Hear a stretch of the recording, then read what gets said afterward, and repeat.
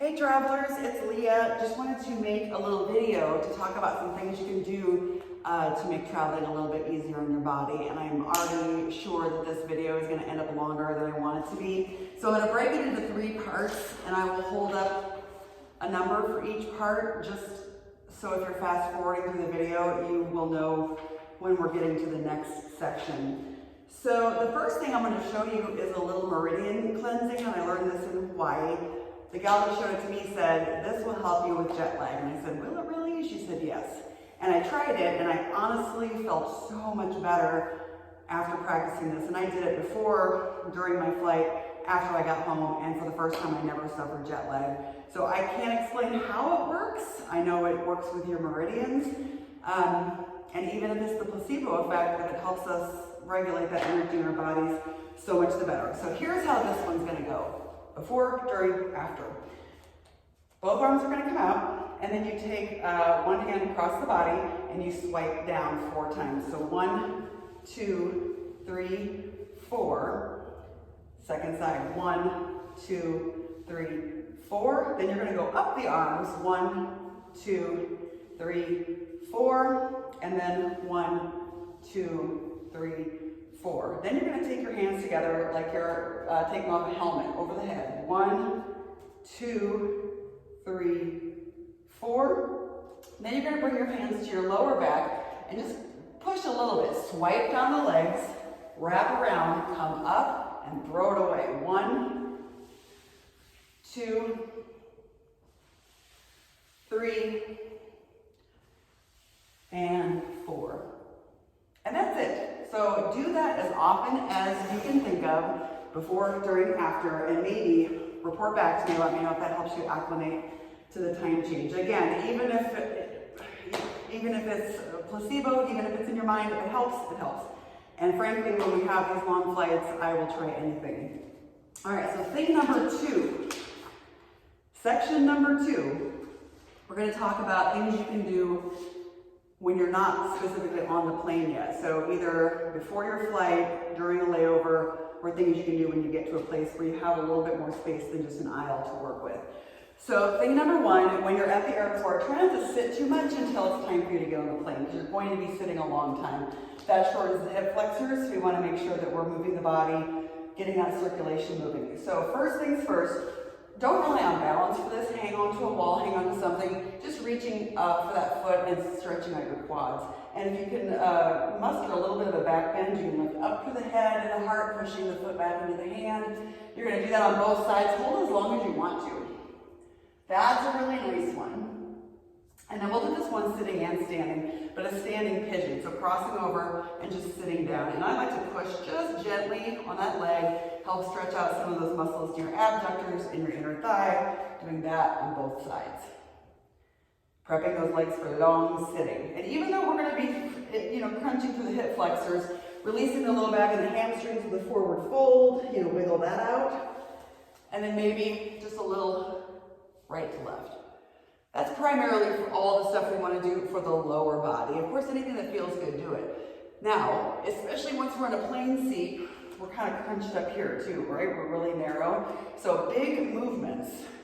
Pulling the elbows down and back, interlacing behind, cactus arms, lift through the sternum, little back bends, really, really nice. If you want to add a move for the hips and the upper body, again, you can just hang on to something. Just a baby lunge, so stepping back, nice and soft. So this is my right leg. I'm going to pull my right arm across.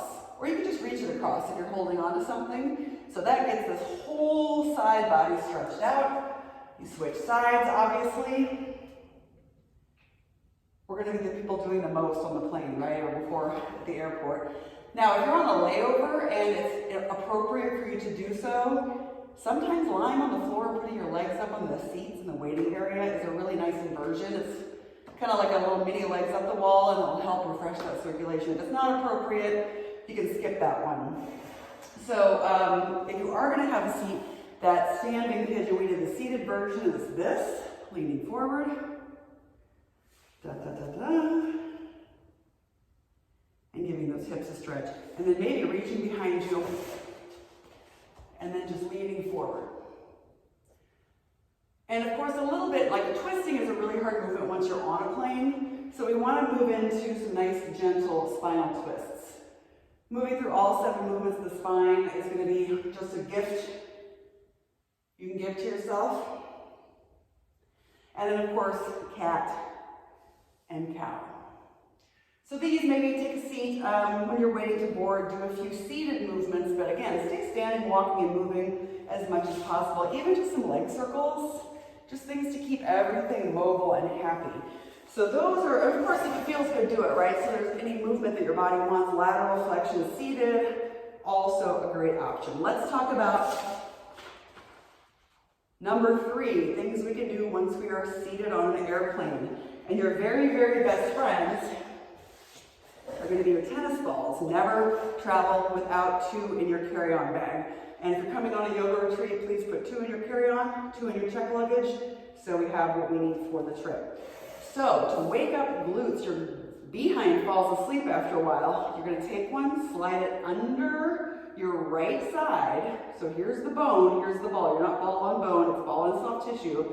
And find it until it feels like, yep, that's some compression.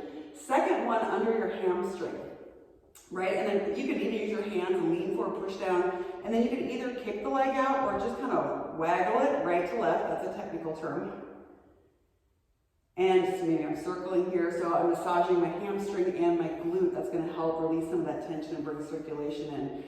If you want to, keep your tennis balls in a sock in your carry-on. Not only does it keep them together, but then they're together and you can take that sock, stick it behind your shoulders and lean back into your seat. And then once those tennis balls are back there, if you can kind of make a little bit of arm movement. You can lean into that for those trigger points between your shoulder blades.